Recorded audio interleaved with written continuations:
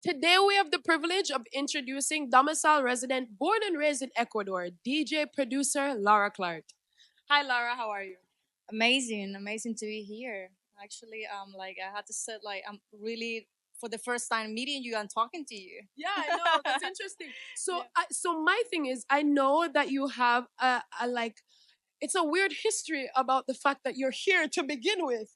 You know, you're from Ecuador, and I just wanted to find out, where did your love and passion come for music in itself, not DJing and producing, but just music in itself.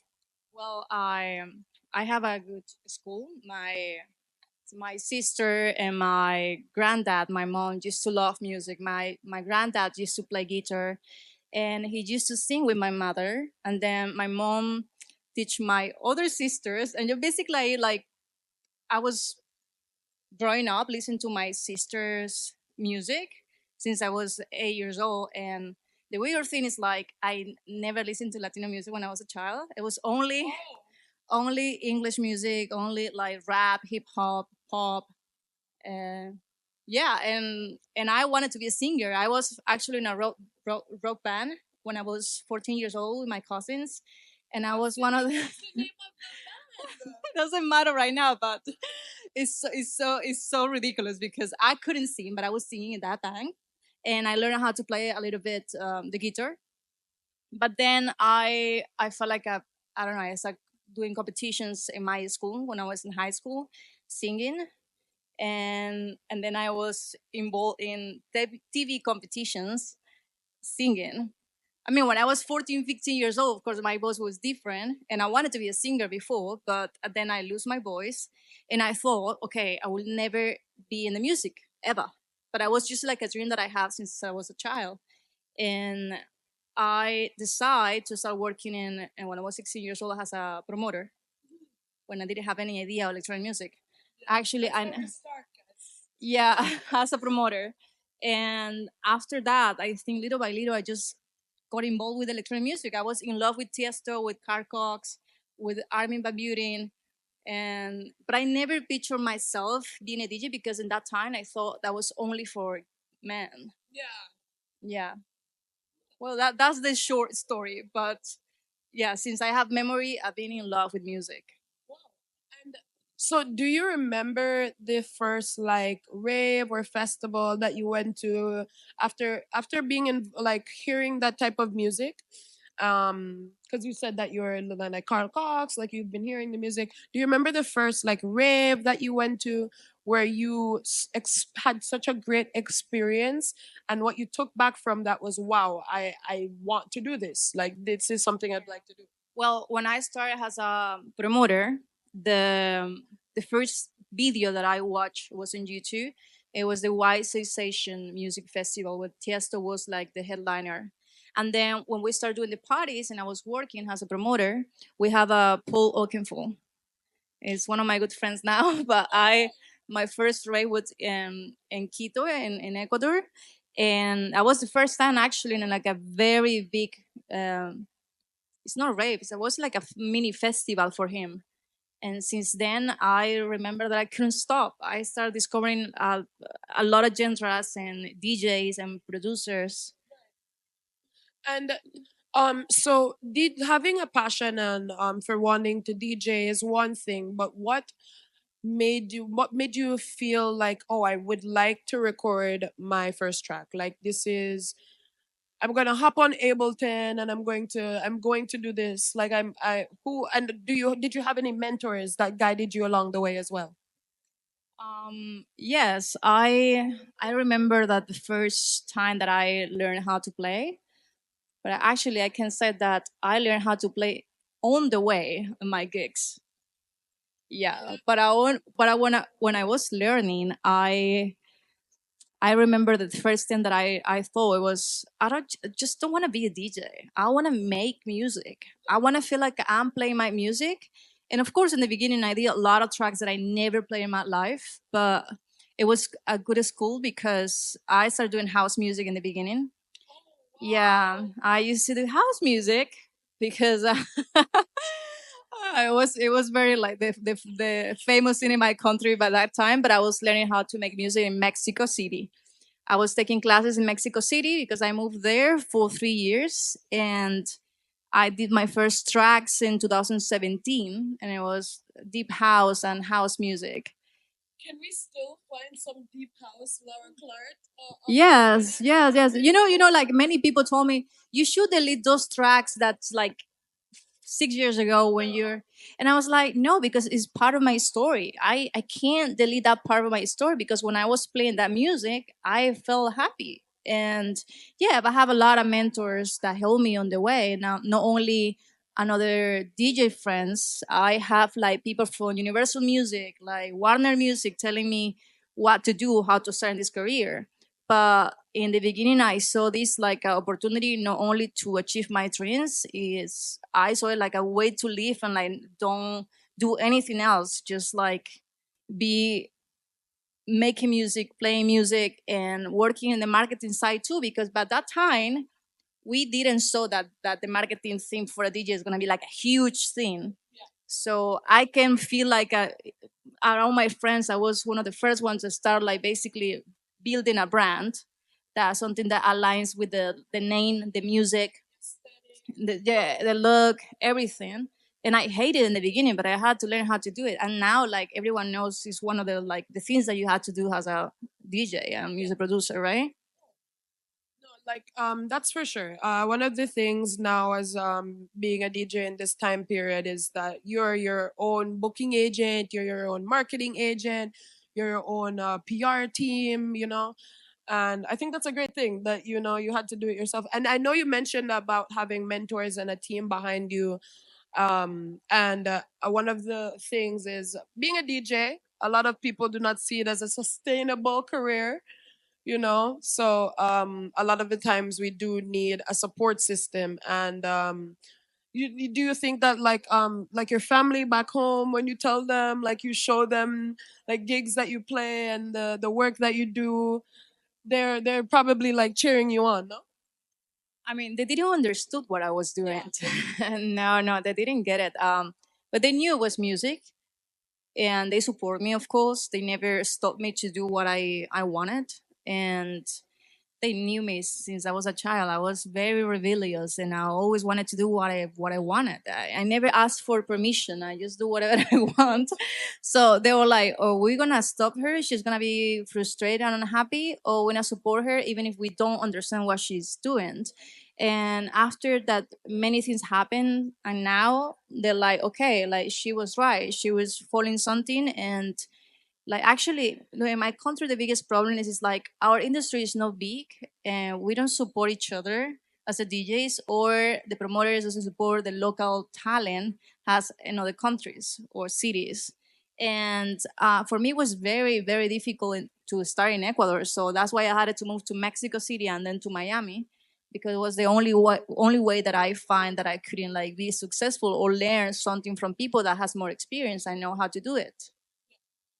That's actually a really big step for you to take, to leave from your country where you're in your comfort zone to go somewhere else, because this is where you will flourish. And that's the difference between having a passion and your passion. If you have a dream and something that you believe in, you do have to go out of your comfort zone to flourish in your career. And I think that's amazing.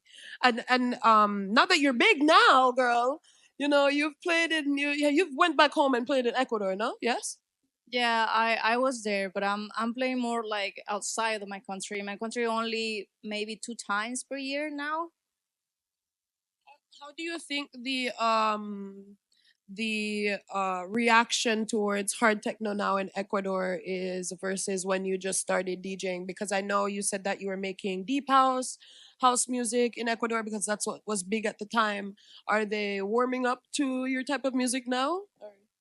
Yeah, like when I started playing hard techno, that now that's not hard techno, that's soft techno basically.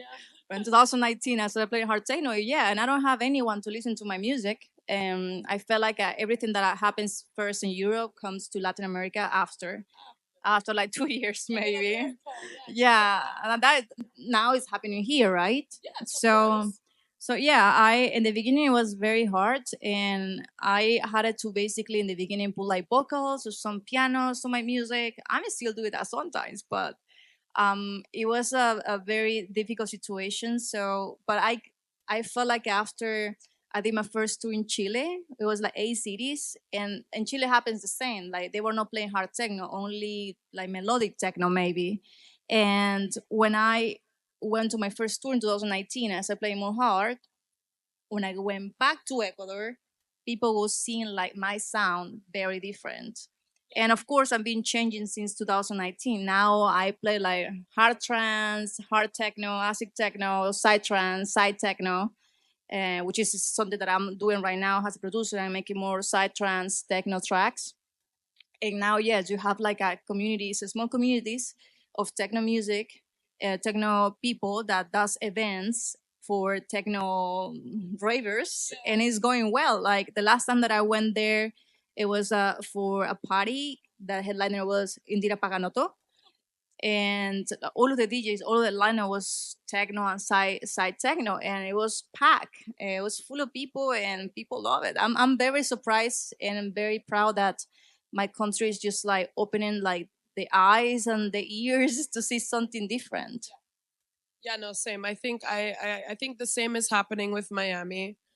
Because you're here in Miami. Miami's more like a house place, but the new lineups that are coming to Miami are mostly techno now because they're getting it. Now they're getting it. It took them a while because it came from Europe, and then you say like the trickling down. It takes them 2 years later to really get it, but it's happening now.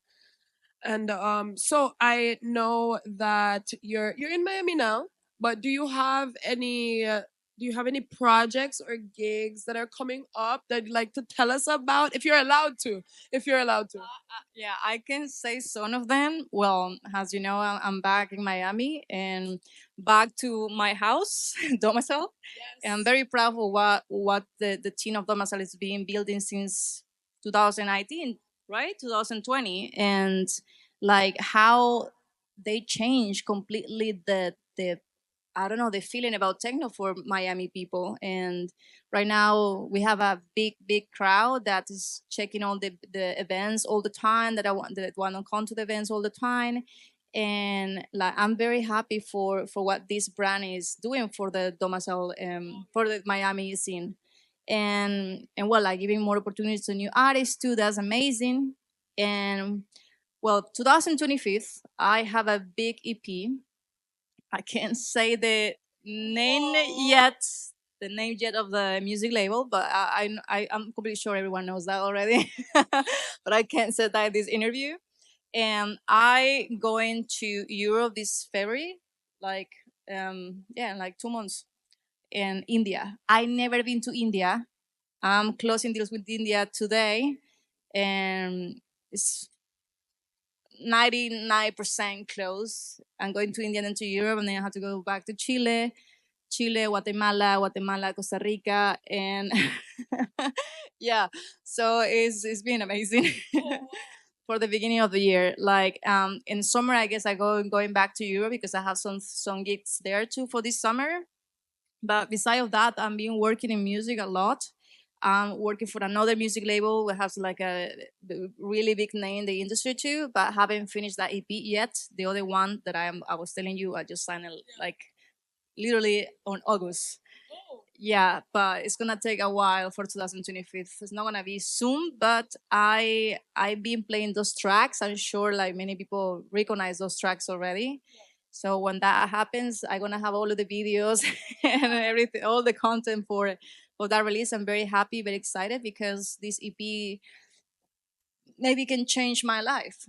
Oh yeah, that's amazing. And so I know that you've been working towards your goal now and you're seeing it flourish here, but there are a lot of people last but not least, there are a lot of people that look up to you in this community for one, and very much admire what you do. Like you said before, you saw your favorite DJs before, but you thought it was an industry mostly for men. um but you're a woman in this industry and you're dominating. There are a lot of women that would like to do the same, And it's a very competitive industry, and you have to keep yourself motivated. How do you keep yourself motivated in this competitive of an industry? Well, I'm very happy actually that is more women in this industry. Like I'm very happy because in a way I feel more like I'm not alone and I feel more supported. Actually, the biggest support that I receive in my career is being from women and big names in the industry, girls, no men's. So I'm very happy and like I think that like what I'm doing right now to keep motivating myself is just like believe in what I'm doing. Maybe like the good thing about this social media generation and all of the things that is happening is like you can make it in many ways. You don't need to follow one way as before. Right now you can take many steps, many ways, many like, and that's amazing because that's a and what the amazing is like, and many people can complain about this, but I'm like very happy. Like maybe many people complain about, oh, like there's many genders and subgenders. But that's amazing because what about if everyone plays hard techno? We're not gonna have job. We're not able to work because everyone is gonna play the same style, the same way, the same thing. And it's amazing that these subgenres are like so cool right now because like for example in a lineup in Domicile, right? We play hard techno, all of us, right?